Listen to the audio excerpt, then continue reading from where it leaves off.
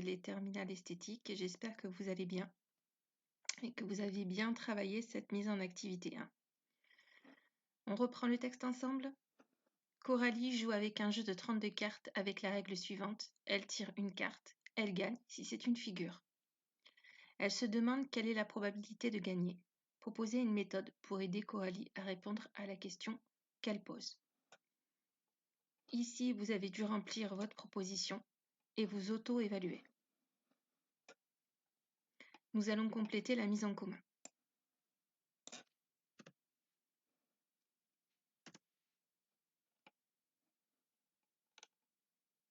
Si je reprends le texte, je vais aller chercher les informations. Qu'est-ce que je connais? Je sais que Coralie joue avec un jeu de 32 cartes. Je sais également qu'elle va tirer une seule carte. Et je me demande quelle est la probabilité pour qu'elle gagne. Et pour qu'elle gagne, il faut que ça soit une figure.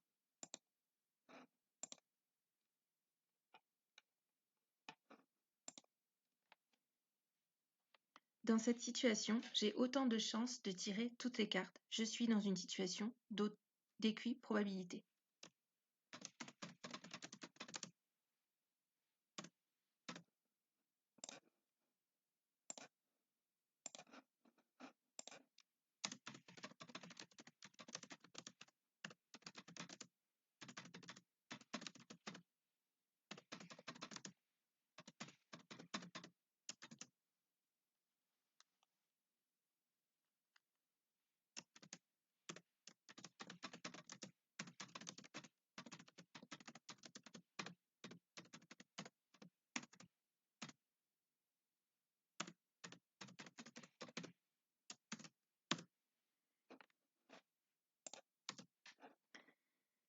Si vous ne connaissez pas le jeu de 32 cartes, je vous invite à aller regarder sa composition sur Internet, sur Google. Il suffit de taper jeu de 32 cartes. Un jeu de 32 cartes est constitué de 4 couleurs qui sont carreau, cœur, pique et trèfle. Chaque couleur est constituée de 3 figures, le valet, le roi, la dame.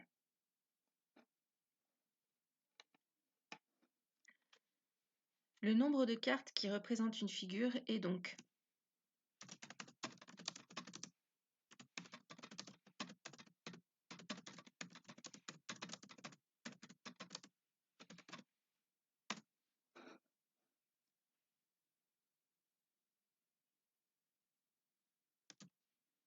4 rois, 4 valets, 4 dames, soit en tout 3 x 4, 12 cartes.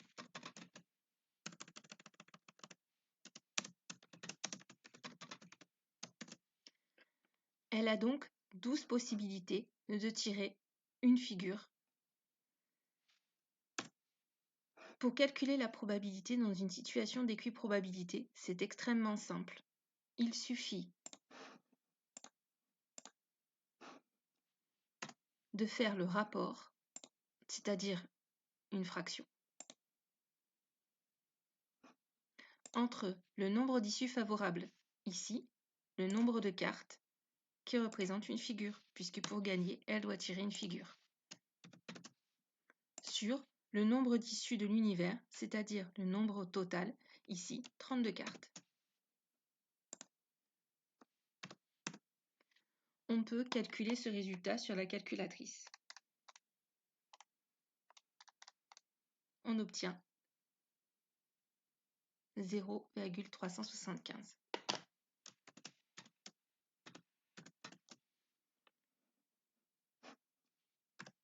Si vous le désirez, vous pouvez également transformer ce résultat en pourcentage en décalant la virgule de 2 rangs.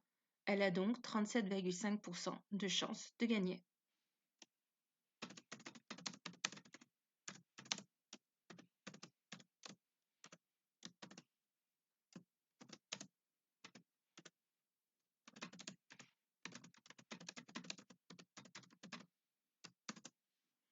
Voilà la correction de la mise en commun de l'activité numéro 1.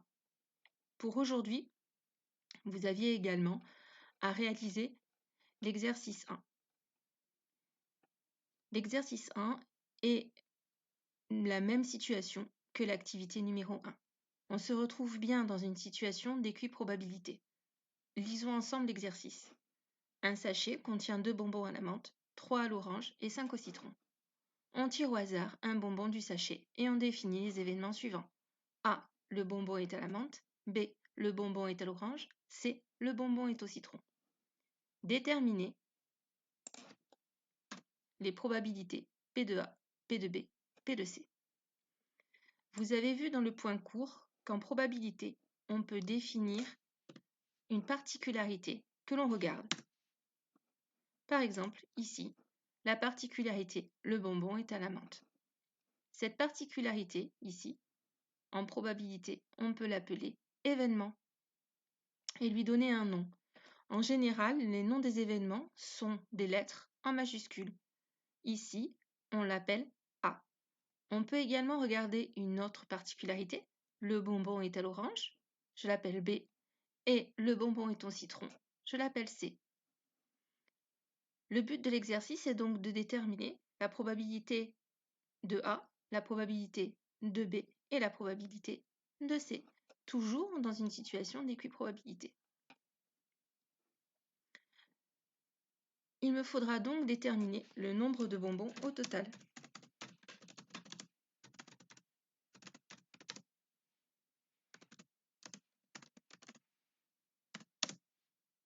Pour faire ça, il suffit d'additionner, d'aller chercher les données du texte. Je sais qu'il y a 2 bonbons à la menthe,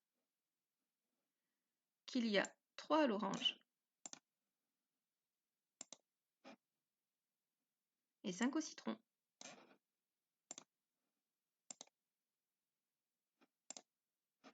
Il me suffit donc d'additionner ces 3 nombres. 3, 2 plus 3 plus 5. Petit calcul mental rapide. Et ça me fait 10. Je connais donc l'univers. Je sais qu'au total, dans l'univers, il y a 10 possibilités. Il me suffit maintenant de calculer les probabilités de chaque événement. Le bonbon est à la menthe. Et donc, il y a 2 possibilités. Le bonbon est à l'orange. Et donc, il y a 3 possibilités. Le bonbon est au citron. Et il y a 5 possibilités. Sur le nombre de bonbons au total, 10. C'est parti.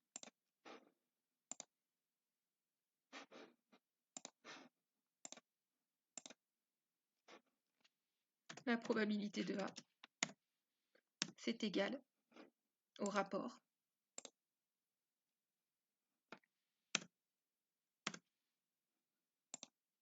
c'est-à-dire une fraction, entre le nombre d'issues favorables à A, le bonbon est à la menthe, il y en a 2, sur le nombre d'issues au total, il y en a 10. Vous pouvez calculer cette probabilité facilement avec votre calculatrice ou mentalement, puisque diviser par 10, c'est décaler la virgule de 1 rang.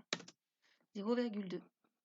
Je vais faire le même calcul, bien sûr avec des données différentes, pour la probabilité de B et la probabilité de C.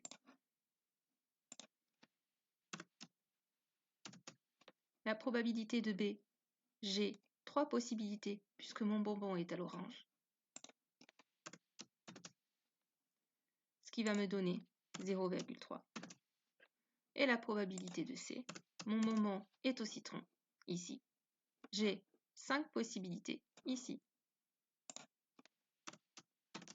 qui va me donner un résultat de 0,5. Si vous êtes curieuse, vous voyez que si j'additionne 0,2 avec 0,3 avec 0,5, je me retrouve avec 1, puisque c'est la probabilité de l'univers. J'aurai toutes les possibilités possibles à la menthe, à l'orange et au citron. Voilà, j'espère que j'ai été très claire et que vous avez réussi à faire l'exercice seul. Je vous souhaite bon courage, ne baissez pas les bras. Si vous avez des questions, je suis à votre disposition sur École Directe ou sur ma boîte mail. École Directe, c'est un peu problématique parce qu'il y a beaucoup de monde qui se connecte et des fois c'est compliqué d'y aller. Prenez bien soin de votre famille et à bientôt. Au revoir.